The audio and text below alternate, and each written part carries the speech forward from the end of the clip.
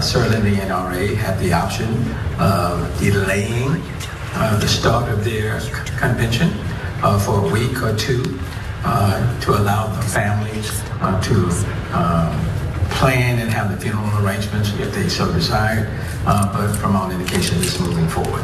And so we would do everything as we would do for any convention, any conference, is to make sure that it goes as smoothly as possible and that we provide the necessary security for people who will be visiting our city.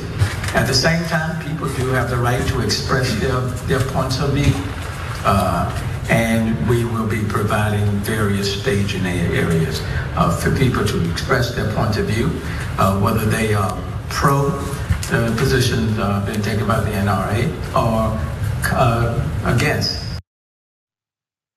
Houston Mayor Sylvester Turner there talking about the, first of all, in that throwback video, it looks like they time traveled in from 1987 with the entire background and everything. What was going on there? That looks like a time warp. Okay, Sylvester Turner's talking about how the NRA is in town and the potential for them to delay this convention that they're gonna be having in town all weekend. But they're like, why would we do that? We have no hearts. So he did give them that option. They decided against it. But some of the people that were supposed to be going there did see the issue with it, and a few of them have dropped out. Others have dropped out 50%.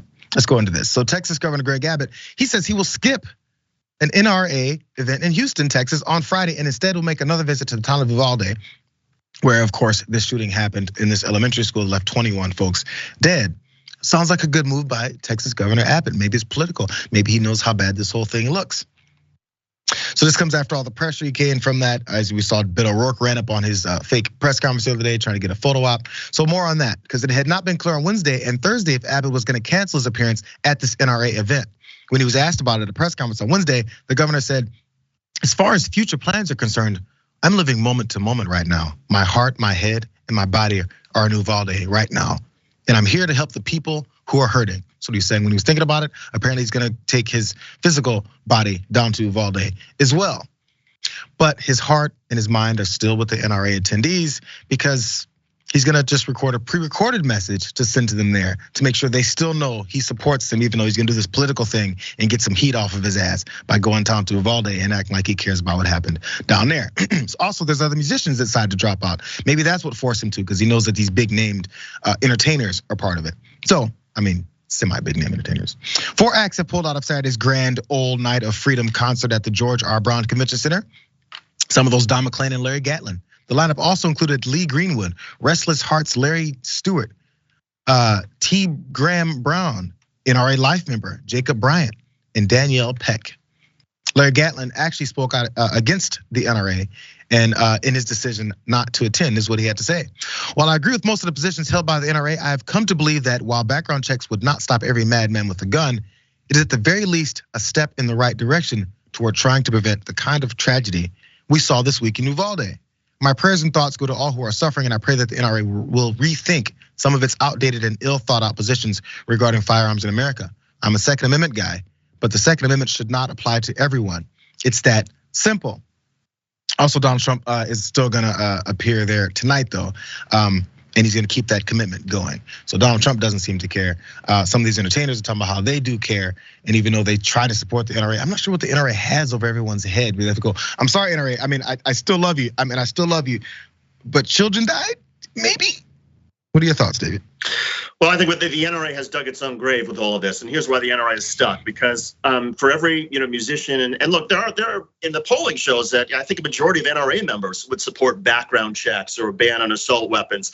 The problem is that the NRA makes it clear to everybody else and the rest of the membership, well, if we agree to background checks, if we agree to ban assault weapons, we're opening the door to federal agents coming into our homes and taking away all of our guns. We can't give an inch because the moment we do that, all guns are gonna be taken away by the federal government. Now that's an absolute lie, it's absolute BS, but it's an NRA talking point you will hear over and over and over, even now. That's their argument. You give up a little bit and we're gonna give everything away, and before we know it, the Second Amendment is gonna be gone. And as long as they are unwilling to compromise just a little bit and listen to the more moderate members who say, yeah, maybe background check doesn't solve everything, but it solves a little bit. Until they're willing to give a little bit of ground, the NRA can't simply go there. And as a result, people, they have members who seriously believe, the moment we give in, even on background checks, they're coming for my guns. And that's the black and white thinking that the NRA has, which is dangerous. No pressure, David, but I'm looking forward to your Rebel HQ video where you voice over and talk about the ridiculous things that are said at this NRA event. Nobody does it better than Schuster on these types of things. I look forward to it, bro. I mean, if you weren't gonna do it, my bad. I couldn't. We'll do it just for you, JR. We'll have something. By the end of this convention, we'll have something. I promise. Oh, my bad, bro. Hey, he doesn't have to do it, you guys. That was just something that was like my own selfish request.